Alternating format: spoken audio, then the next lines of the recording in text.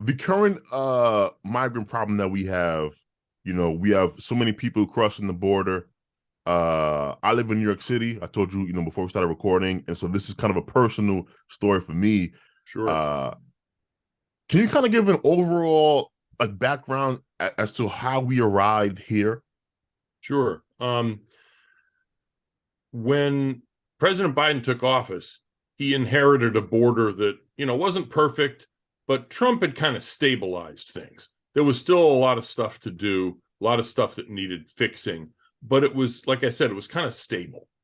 What President Biden did literally on the afternoon after he took the oath of office was start undoing everything Trump did on immigration. Um, and what that did was basically send a message, not only from his actions then, but even during the campaign, that it was, open season for people trying to get across the border. In fact, one of our analysts lives in Texas, had gone early on under this administration, was on the other side of the border in Mexico talking to an alien smuggler. And this guy, in between snorting lines of coke and the rest of it, said, "Look, we're bringing people here because of what he called la invitación in Spanish, the invitation. In Mm. other words, Biden's comments and his policies once in office was an invitation to illegal immigration, and the numbers at the border shot up immediately." And what people were doing is literally turning themselves in.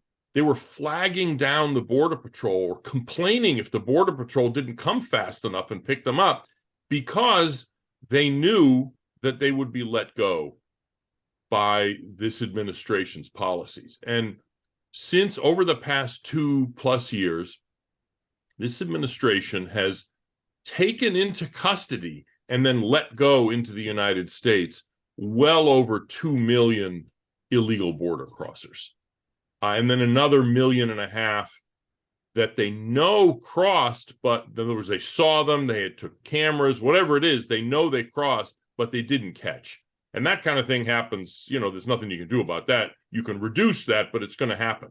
But the most outrageous part is the people the administration took into custody and then just released into the United States. Those are the people that are getting bused to New York City and Chicago and Philly and now Denver as well, and Washington, D.C., because a lot of the people traditionally have immigrants, legal or illegal, have relatives here or friends or something. Because not many people just wake up, in, I don't know, Uruguay and say, Tuesday I'm going to move to Chicago just for the heck of it. Doesn't happen. People go where they have relatives. But when Biden has sent out this basically invitation to the illegal immigrants or potential illegal immigrants around the world, a lot of people who don't already have relatives here started coming Mm. because they figured, hey, the gringos are letting us in. Let's get while the getting's good before they wise up and close the door. Yeah. And so, I mean, I've met people like that. I was at the Arizona border a couple months ago at a place where people kind of walk around the end of the fence and just walk in and wait for the Border Patrol to come. And there's so many people, the Border Patrol has set up porta potties there for them, literally. Um, and we met a family from Angola. They had no relatives here or anything, but they'd been living in Brazil for years. Their little kid was born in Brazil, had a Brazilian passport. But when they heard through the grapevine that Americans were just letting people in, especially if they brought a kid with them, they figured, let's trade up. Nobody was persecuting him in Brazil, but it's why not? So, and in fact, on the same trip, went to that same part of the border in the middle of the night. There was a whole line of people who turned themselves into the Border Patrol, waiting for the bus, literally waiting for their ride. And there was a family of people from Georgia, the Republic of Georgia in the Middle East. They had no relatives here. They had just gotten a ticket from Paris to Cancun saying they were going on vacation, took the bus up to the border and said, hey, we're here. Let us go. So anyway, that's what's going on at the border.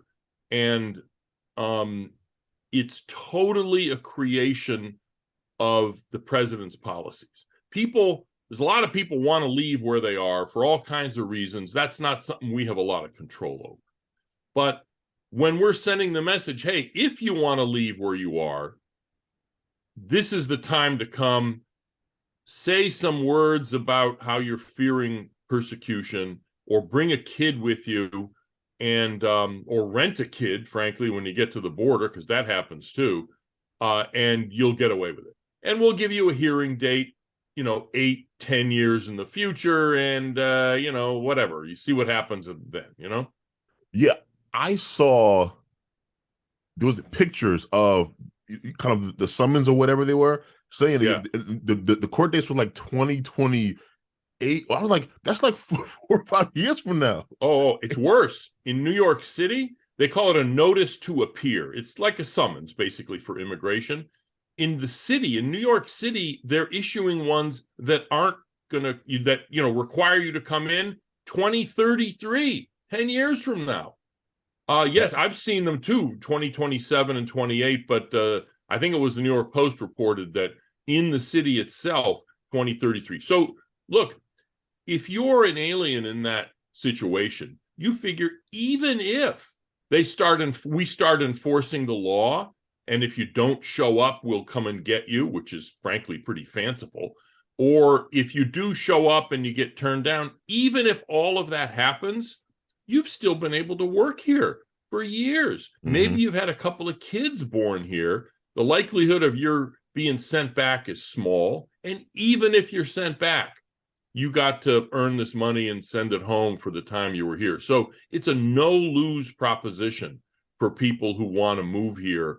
And yet the whole thing is totally illegal. The administration has no legal authority to be letting people go like this. They figure, well, sue me and maybe we'll stop if we lose in the court, but we'll be able to keep doing this for years and get away with it.